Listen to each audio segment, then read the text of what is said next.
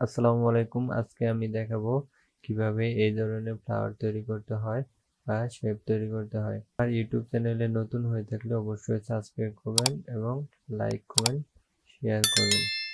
চলেন আর দেরি না করে শুরু করা যাক। এটা তৈরি করার জন্য আমরা একটি সার্কেল নিয়ে নিব। শেপ হোল্ডার ধরে আমি একটি সার্কেল নিয়ে নিলাম। এটাকে স্ট্রোক কালার দিয়ে দিব রেড।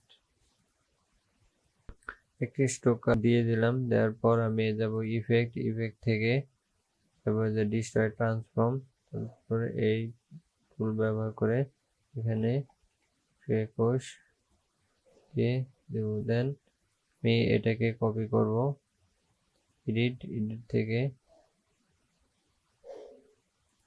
এটা সিলেক্ট করব, সিলেক্ট করে যাব কপি, দেন আবার পেস্ট টু ফ্রন্ট করে এটা আমি ঘুরিয়ে দেব।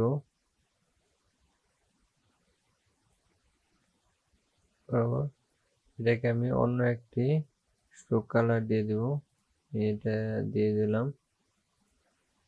তারপর আমি এই দুটোকে সিলেক্ট করব, যাব অবজেক্ট থেকে ব্লেন্ড মেক, এখানে ক্লিক করব। দেন আবার যাব অবজেক্ট থেকে এটা ব্লেন্ড অপশনে ক্লিক করে এখানে আমি দিয়ে দিব মিডল 500, দেন ওকে দিয়ে দিব। তারপর দেখেন আমার এটা খুব সহজে তৈরি হয়ে গেল।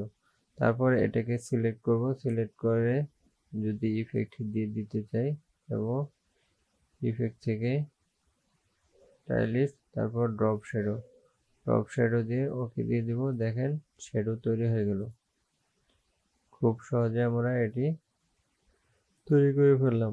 ভিডিওটি ভালো লাগলে অবশ্যই লাইক কমেন্ট শেয়ার করবেন এবং সাবস্ক্রাইব করতে ভুলবেন না। সবাইকে ধন্যবাদ। আসসালামু আলাইকুম।